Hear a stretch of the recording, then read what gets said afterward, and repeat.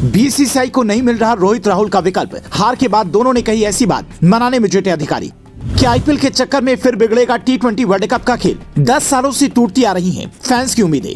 गिल को कप्तानी देकर गुजरात ने की कितनी बड़ी गलती, डिविलियर्स ने बताया। इस बात ने बढ़ाई सूर्या की चिंता। बीसीसीआई ने राहुल द्रविड़ का कार्यकाल बढ़ाकर यह बता दिया कि उनके ऊपर पूरा भरोसा है, लेकिन कप्तान रोहित शर्मा ये मानने को तैयार नहीं है कि वो टी20 वर्ल्ड कप 2024 की कप्तानी करें। रोहित को मनाने के लिए पूरी टीम जुटी हुई है। खबर यहाँ तक है कि रोहित की पत्नी रितिका भी ये कह रही हैं कि अगर सब कह रहे हैं तो मान जाइए, लेकिन रोहित शर्मा ने साफ कह दिया है कि अभी 1 महीने तक मैं इस बारे में कुछ नहीं कहूंगा। पर दिक्कत की बात यह है कि 7 महीने बाद टी20 वर्ल्ड कप है। अगर अभी से कप्तान फाइनल नहीं हुआ तो बाद में मुश्किलें बढ़ सकती हैं। इसीलिए रोहित को तड़ातड़ फोन आ रही हैं कि जो हुआ भूल जाइए और नए सिरे से शुरुआत कीजिए। शायद इसीलिए द्रविड़ का कार्यकाल बढ़ाया गया है। वो रोहित को मना लेंगे, आगे क्या होगा ये कहना मुश्किल है। ज्यादा संभावना इसी बात की है कि रोहित मान जाएं, पर सवाल यह है कि क्या आईपीएल के चक्कर में इस बार भी वर्ल्ड कप का खेल बिगड़ेगा या फिर इससे ज्यादा फायदा होगा।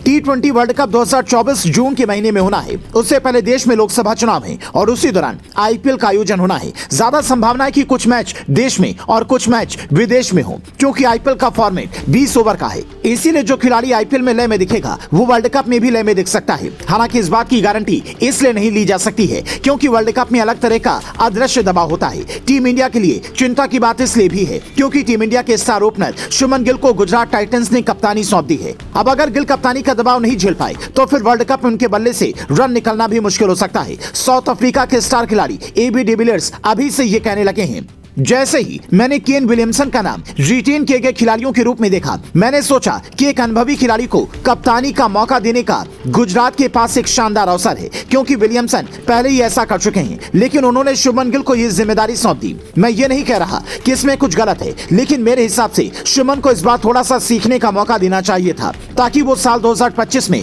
कप्तानी के लिए पूरी तरह से तैयार होते। हालांकि मैं शुभमन गिल को कप्तानी करते हुए देखने के लिए उत्साहित हूँ। डिविलियर्स की चिंता बताती है कि गिल कप्तानी के लिए पूरी तरह से परिपक्व नहीं हुए हैं। हालांकि ये गिल के फैंस बेहतर समझते हैं, जिम्मेदारी मिली है तो वो कैसे निभाएंगे।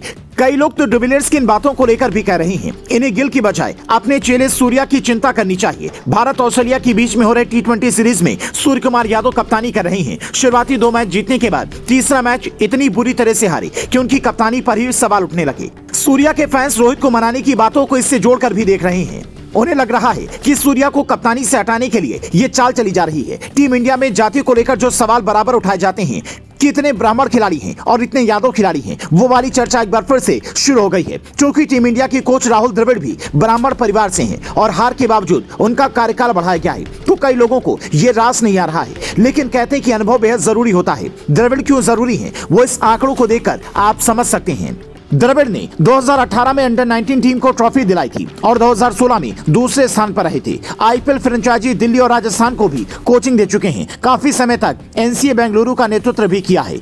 10 टी20 सीरीज, 9 वनडे, 5 टेस्ट सीरीज में टीम इंडिया को कोचिंग दी है। मजेदार बात यह है कि ज्यादातर मैचों में टीम इंडिया को जीत मिली है। हाँ, ये कह सकते हैं कि बड़े मुकाबले हम हारे हैं, पर इस बार वर्ल्ड कप में हार के बावजूद टीम इंडिया ने लगातार 10 मैच जीतकर जैसा प्रदर्शन किया, वो बताता है कि द्रविड़ रोहित की जोड़ी अगला वर्ल्ड कप टीम इंडिया को दिला सकती है।